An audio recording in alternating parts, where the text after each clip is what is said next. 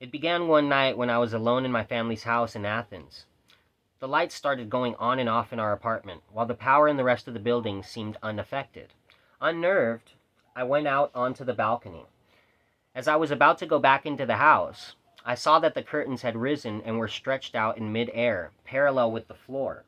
I froze. I was too terrified to dare go back inside. Instead, I stayed out on the balcony all night, smoking cigarettes and listening to music. At dawn, I left the house, and I only returned a few days later after my parents had come home from their trip. After that, though, Alexandra's fears gradually left her, and she continued to use the incantation every now and then. It was her special talent. Strangely enough, we were all materialists. We had studied Marxism and dialectical materialism, and having had no involvement with faith since childhood, I had become a Marxist by the time I was 19 years old. Anything that was connected to religion we saw as deception and muddle-headedness. Nevertheless, though we believed neither in the devil nor in any spiritual interpretation of the world or world history, we accepted the idea of witchcraft, practiced yoga, and used Ouija boards, and practiced other spiritualistic techniques. Dimitrios.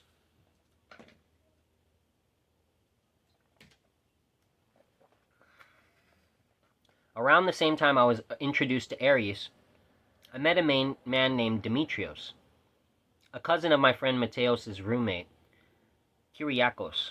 Dimitrios used to come from Athens 2 or 3 times a year to visit, staying with Kyriakos and Mateos for several days.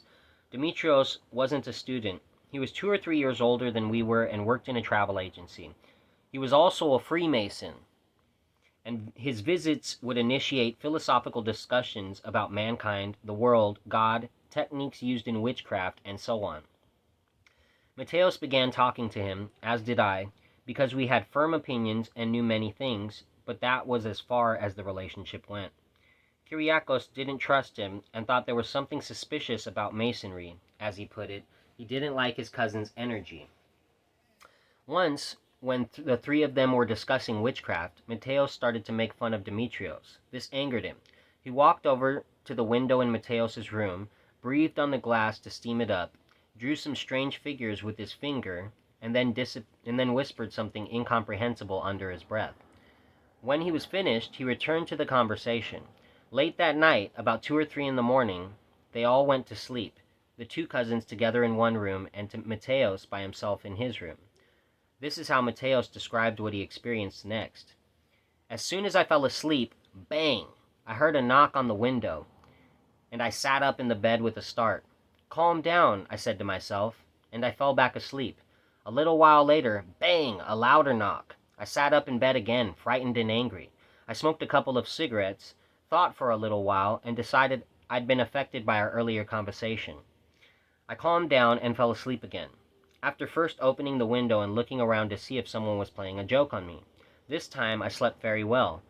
There was another knock on the window, sharp and loud. The first thing I saw when I opened my eyes was the figure, the strange characters, and the symbols that Dimitrios had drawn, illuminated by the light of the street lamp. The window pane was cracked in exactly that spot. I became frightened, jumped out of bed, ran into the other bedroom, and woke Dimitrios. He came into my room with Kyriakos. The minute he saw the window, he turned pale with fright and erased the drawing as well as he could. I had the feeling that he was more frightened than anyone else. We spent the rest of the night with the lights on, the 3 of us smoking cigarettes together. No one dared to go to sleep. After about a year, I visited the house where Kyriakos lived with his girlfriend, who was a medical student. They told me that they were studying Solomonic magical texts containing written invocations of demons.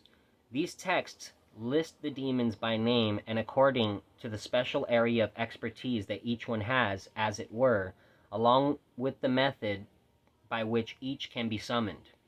Kyriakos and his girlfriend were somewhat frightened by this book, but they didn't throw it out, even though both Dimitrios and I told them they should. Some months later, less than a year after this, they began to have severe problems in their relationship. The girl had to start seeing psychiatrists. She was not in her right mind, and led an astonishingly profligate life, almost like a prostitute, and encouraged others to do so as well. I heard the filthy language she would use in public. Whether she was with people she knew or didn't know, she eventually lost her mind or became demonically possessed. The last I heard was that her parents were hauling her to various monasteries as they had lost faith in doctors. Struck by an invisible entity. I had for some time been practicing yoga techniques, making occasional visits to a local ashram.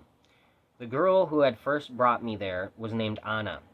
Anna had herself been introduced to yoga by her former boyfriend, who had visited India a number of times.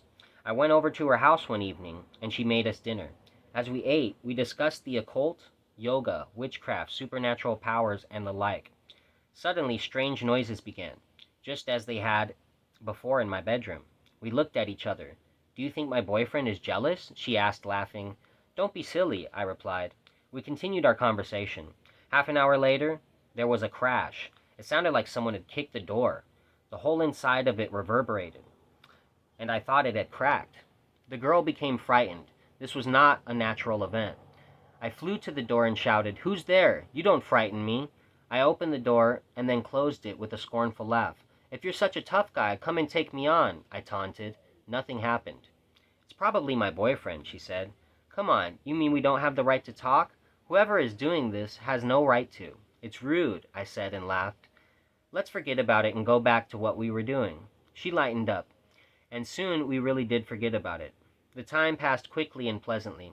We had a lot of interests in common, something we appreciated better the more we talked, and quite a few hours went by. Suddenly, I felt something strike me, hard, on my back, like I had been hit with a long, thick piece of wood. I screamed in pain and sprang from my seat, putting my hands to my back where it hurt. "What happened?" she asked me, shocked. "Something hit me on the back," I replied. She looked at me in disbelief. We were completely alone, not only in the room, but also in the entire apartment. "Next time," she said, "don't be so defiant." "Let's forget about that jealous boyfriend of yours," I answered, and sat back down beside her. But my back continued to hurt for 2 or 3 days after that. Looking back on matters, I'm amazed how lightly we took things back then, and how easily we got over these sorts of incidents. A bizarre dream. One night, during the same period, I dreamt that I was walking along a dirt road. At the edge of the road sat a strange human-like creature, medium to tall in stature, solidly built, with strong arms and a long, powerful tail. Its head had both human and animal features. It was completely bald, had long pointed ears, and 2 little horns on its head, and all of its skin was the color of copper. It was sitting on the edge of the road, looking at me. I grew nervous, but ashamed of my fear, I continued on my way with a youthful swagger. "What's it got to do with me?" I thought. "I don't even know what it is. I'll just walk by and pretend it doesn't exist." But when I was right beside it, it pounced on me, and, easily knocking me over, it beat me, leaving me covered in filth. That was frightening. But what truly put me in a state of terror was that I had also become paralyzed. I couldn't even move my little finger. I was utterly at its mercy, but suddenly it vanished, and I slowly began to move by my numbed limbs.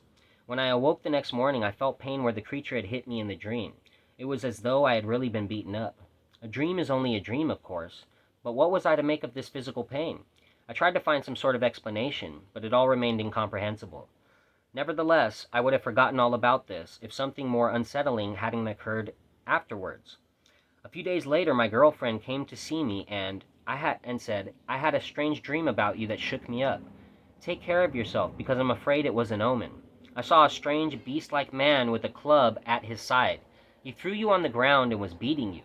I started to question her in detail, and I realized that we had both seen the same being. Neither of us could explain this phenomenon, but we were soon distracted. We had romantic interests that consumed us. Around then, the two of us met a woman whom we began to spend a good deal of time with. She flirted with me, although she never made any overt suggestions. Though there were many times that something more could have happened, we had even slept in the same bed at her home, things never went any further. My girlfriend was jealous, but I simply wanted to be the woman's friend, and I didn't find her particularly attractive. Then one day, she initiated a very odd conversation. We discussed many things, speaking in an enigmatic way, but understanding each other thoroughly. During this conversation, full of subtle implications, I made it clear that I wasn't interested in her. She in turn let me know just how hurt she felt, and then she made what seemed to be a veiled threat. "All right, I'll wait for my turn in September." It was June at the time, and I didn't take her words very seriously. After this conversation, our relationship continued as before. She gradually became very close to my girlfriend, which started to bother me, because she had an incredible amount of influence on her. They started eyeing up other men together, and I became jealous. Now this woman had also dabbled in the occult world, reading texts by Mihail Ivanov, Carlos Castaneda, and G.I. Gurdjieff, and putting her interest into practice using a deck of tarot cards. She became quite adept with these cards and would frequently lay them out for us. She knew another woman, her teacher, who she claimed had an uncanny skill in reading the cards and foretelling the future. Our common acquaintance would often praise this other woman for this skill and for her other capabilities, and began to take my girlfriend to this woman's home. I never quite learned what game they were playing. I can only piece together clues from the events that took place. At any rate, as September came, I remembered the veiled threat. I'll wait for my turn in September. And in fact, my girlfriend and I split up shortly after September, following an unbelievable series of misunderstandings. But that wasn't all. Everything in my life started to go wrong, and I began to experience a state of profound anguish that made me feel I was losing my mind, and that even pushed me towards suicide. You'd have thought the sky had come crashing down on my head. I kept wondering what was happening to me. I felt as if someone were waging a hidden war against me, as if my downfall had become the ultimate object of someone's life. I later learned from a common acquaintance that I had become a frequent topic of discussion at meetings between the woman and her teacher. Indeed, they had made me the object of their spiritualistic activities. These women's witchcraft may well explain the unlikely series of misunderstandings and mishaps, and the mental anguish and confusion that I suffered during that period. I see now that my careless way of life had granted the devil some claim on me. They cast a spell on you, I was told by an old man who was fond of me, and who had experience of such things, but I just laughed. And that, my friends, concludes Chapter 1 of The Gurus, the Young Man, and Elder Paisios. Wow. Hope you guys enjoyed that. That was fairly long, so we're going to wrap it up. And we'll be back very soon with another new video, because it's been about a week since my last one, and I like to keep them more frequent to keep a lot of content for you guys to enjoy. And so yeah, give this a like, give it a share if you can, leave a comment below. This is a very long video, so it's going to take a bit for me to upload it. So hopefully this will be up today, Wednesday, probably later this evening.